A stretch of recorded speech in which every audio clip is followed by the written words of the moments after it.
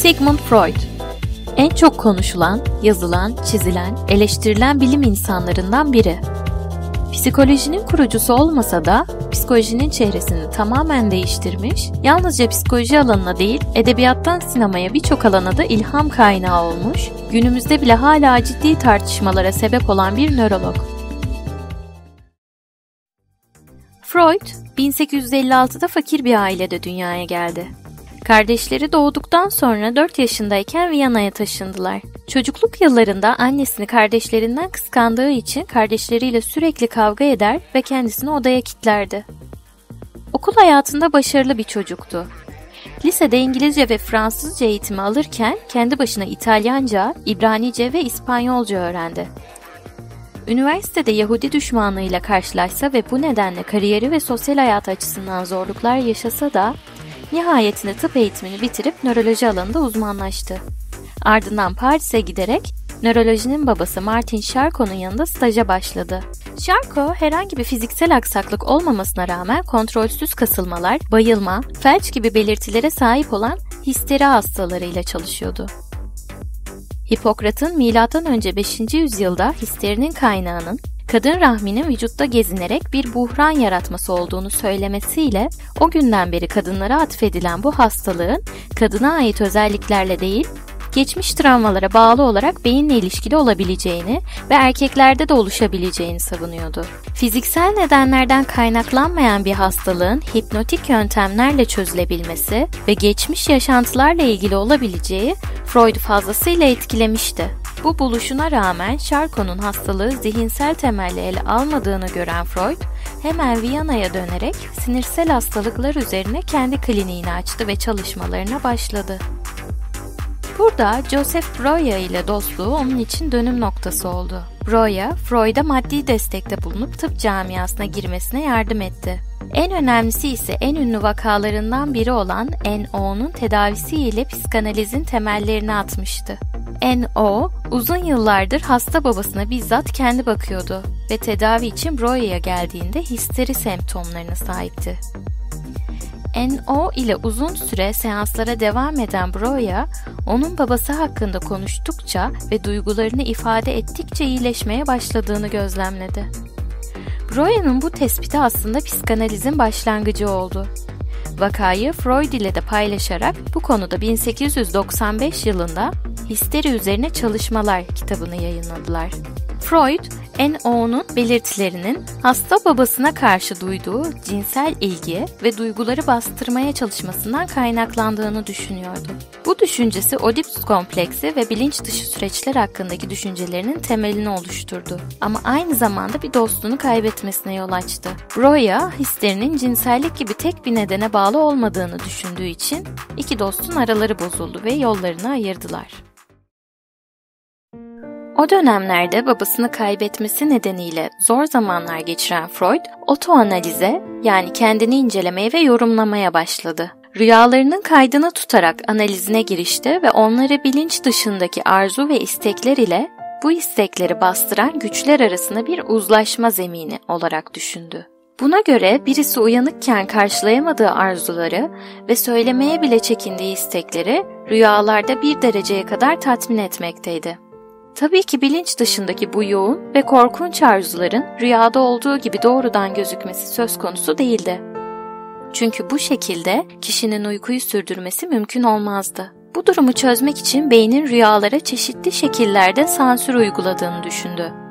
Yani bu sansür bilinç dışındaki sembolleri nesneleştirip doyum sağlanacak şekilde kişiye sunuyordu. Bu nedenle Freud, rüyalardaki detaylar ve semboller analiz edilirse, kişinin psikopatolojiye neden olan bilinç dışı probleminin de anlaşılabileceğini savunmuştur. Şimdi gelin Charcot ve Breuer'dan öğrendikleri, kendi hastalarında gözlemledikleri ve otoanalizi ile kuramını temellendiren ve Yunan mitolojisinden evrim kuramına, felsefeden sanata, birçok alanda yaptığı okuma ve analizlerle kuramını güçlendiren Freud'un bu söylediklerine daha yakından göz atalım. Freud'a göre insanların iki temel içgüdüsü vardı. Bunlardan birisi cinselliği ve yaşamı betimleyen Eros, diğeri de saldırganlığı ve ölümü betimleyen Thanatos'tur. Uygarlık bu iki içgüdünün evcilleştirilmesine bağlıdır. Yani insan kendi biyolojik gerçekliğini uygun bir şekilde dönüştürebildiği ölçüde medenileşmektedir. Bu iki içgüdünün hiçbir engel ve zorlamaya maruz kalmadan açığa çıkması, toplumsal düzeni yok etme tehlikesi oluşturduğu için tarihsel süreç içerisinde sanat, bilim aracılığıyla dönüştürülmeye ve ahlaki, dini veya hukuksal düzenlemelerle kontrol altına alınmaya çalışılmıştır. Freud, Totem ve Tabu kitabında ahlak ve dinin kökenini, Darwin'in insanlığın ilk zamanlarında en yaşlı ve güçlü erkeğin yönetimi altında yaşadığı fikrinden yola çıkarak açıklamaktadır. Buna göre ilk insan sürülerinde baba sürüdeki bütün kadınlarla beraber oluyor, yetişkin erkekler ise sürüden atılıyordu. Baba otoritesinden korkan ama sürüdeki bütün kadınları kendinde tuttuğu ve böylesine bir güce sahip olduğu için onu kıskanan diğer erkekler bir araya gelerek atalarını öldürdüler ve etini yediler. Daha sonrasında bundan pişman olan sürü erkekleri baba figürü yerine totem hayvanını kutsal olarak görmeye başladılar. Ve bu durum totemizmin başlangıcını oluşturdu. Ardından oğullar babalarının yerini almak için savaşsalar da bir üstünlük kuramadılar ve içgüdülerinden kısmen vazgeçerek bir toplumsal düzen doğrultusunda yaşamak zorunda kaldılar. Yani Freud, uygarlığın kökenine Oedipus karmaşasını koymuştur. Bu karmaşanın yansımaları ilkel insanlardan beri devam etmektedir. İnsanı ve uygarlığı daha iyi anlamak açısından Freud'un kişilik kuramına bakmalıyız. Freud, kişiliği 3 ana bölüme ayırmıştır. Bunlardan ilki cinsellik ve saldırganlık içgüdülerini barındıran bilinç dışındaki id'dir. İd, sürekli acıdan kaçıp hazza yönelmek ister. Sadece kendini düşünen ve başkalarının varlığını tehdit eden bu yapı karşısında uygarlığın gelişebilmesi için onu dizginleyecek bir yapıya ihtiyaç vardır. Bu yapıyı da süperego olarak adlandırmıştır. Freud'un 3-7 yaş arasına koyduğu ödipal dönemde erkek çocuk annesinin ilgisi için babasıyla rekabete girişir. Bu dönem çatışmasını başarıyla çözen çocuklar sonunda baba figürünü otorite kabul ederek onunla özdeşim kurar. Yani doğrudan babanın ahlakını, dolaylı olarak da toplumun ahlakını içselleştirir. Bir nevi vicdan oluşturur ama süperego vicdan dediğimiz yapıdan çok daha fazlasıdır. Kişiliğin 3. yapısı ise egodur. Ego, bir arabuluculuk rolü üstlenerek idealize ettiği baba ve toplum ile tehlikeli biyolojik gerçekliği arasında kalan bireylerin bu iki güç arasında denge kurmasını sağlar. Bunu nasıl yaptığını bir örnekle açıklayalım. Bir gün karnınızın aç olduğunu düşünün. Bir fırın önünden geçiyorsunuz ve buram buram bir koku geliyor. İt kendinden geçerek hemen fırına gir ve o sıcacık kekleri ye diyor. Süperego ise yememesi gerektiğini, eğer yerse hırsızlık yapmış olacağını ve bunun yasak olduğunu söylüyor. İkisi arasında kalan ego da o zaman fırına girip parasıyla kek alabileceğine karar vererek bu iki gücün çekişmesini tatlıya bağlıyor. Açlık dürtüsü doyduğu için id memnun, yasaklar çiğnenmediği için süperego memnun bir şekilde yolumuza devam ediyoruz. Sonuç olarak Freud, ide ait toplum ve kişi tarafından kabul edilmeyen düşünce, travma ve arzuların bilinç dışında bastırıldığını söylemektedir. Bu düşünceler sürekli bilinç dışından çıkmak için bir enerji uygulamaktadır. Uygulanan bu baskı kişide kaygı yaratır ve bunları bastırmak veya dönüştürerek doyumunu sağlamak için çeşitli savunma mekanizmaları kullanılır. Bu savunma mekanizmalarının neler olduğunu daha sonra kızı Anne Freud tarafından çeşitlendirilip detaylandırılsa da biz anlamak açısından iki temel mekanizma olan bastırma ve yüceltme savunmalarına göz atalım. Freud'a göre sanatçılar yüceltme sayesinde kabul edilmeyen ve doyuramadıkları arzularını sanata dönüştürerek doyum sağlamaktadırlar. Mesela Leonardo da Vinci. Freud, Leonardo'nun hayatı hakkında yazılmış birçok kaynağı okumuş, Mona Lisa ve diğer birçok tablosunu incelemiş, bunlardan yola çıkarak onun motivasyonu ve kişiliği hakkında çıkarımlarda bulunmuştur.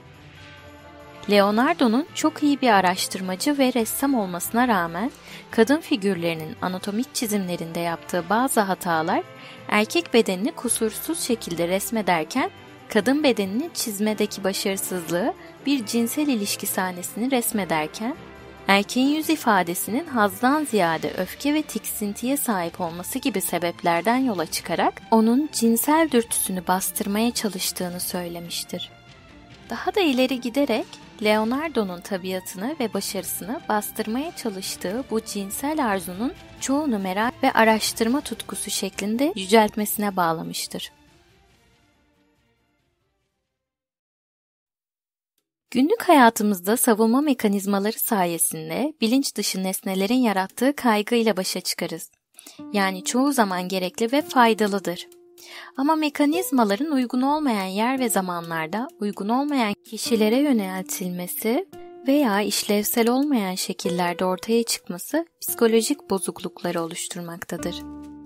Bu nedenle Freud, katarsis dediğimiz duygusal boşaltım, rüya analizi veya danışanın o an aklına gelen her şeyi hiçbir sansüre uğratmadan söylediği serbest çağrışım gibi teknikler sayesinde tedavinin sağlanabileceğini düşünmüştür. Buna göre bilinç dışındaki nesne, bilinç düzeyine çıkartılırsa ve birey bunlara dair bir farkındalık yani içgörü kazanırsa, bunları tutmaya yönelik baskı ve kaygı, dolayısıyla patolojik şekilde kullanılan savunma mekanizmaları da kalkacak ve kişiyi iyileştirecektir. O zamana kadar hastalıkların belirli ilaç, hipnoz veya fiziksel yöntemlerle giderilmeye çalışıldığı bir dönemde, hastalıkları bu teknikler aracılığıyla konuşarak gidermeye çalışması psikoterapinin de başlangıcını oluşturmuştur. Freud, hayatını fizik ötesi açıklamalar ile katı fizyolojik düşünce ve tedaviler arasında sıkışmış insanlığı bu sıkışmışlığından kurtarmaya adamıştı. Öyle ki 1923 yılında damak kanseri tanısı alsa ve onlarca ameliyat geçirse bile hastane odalarında okumayı, düşünmeyi ve üretmeyi bırakmaz. 1933 yılında Hitler'in güç kazanmaya başlamasıyla Berlin'de kitapları yakılır. 1938 yılında ise Nazilerin Viyana'ya girmesi ve evini işaretlemesi gibi nedenlerden dolayı Londra'ya taşınmak zorunda kalır. Artık hastalığı dayanılmaz düzeyde acı veriyordur. O ise ölüm yatağında son günlerini yaşarken böyle bir Yahudi düşmanlığı ortamında uzun zamandır üzerine çalıştığı Hazreti Musa ve Tek Tanrıcılık eserini tamamlar ve yayınlar. Arkadaşları böyle bir zamanda yayımlanmaması konusunda ona yalvarsalar da şöyle der: bilimsel gerçekler eğer bir takım yeni doğrulara işaret ediyorlarsa biz bir ulusun yazgısı pahasına da olsa onları söylemekten vazgeçemeyiz. Bu eserinden sonra daha fazla acı çekmeye dayanamayan Freud, ötenazi olmaya karar verir. Doktoru şırıngaya 3 cc morfin doldurarak enjekte eder ve sayısız eseri günümüzde bile devam eden tartışmaları arkasında bırakarak hayata gözlerini yumar. I started my professional activity as a neurologist, trying to bring relief to my neurotic patients.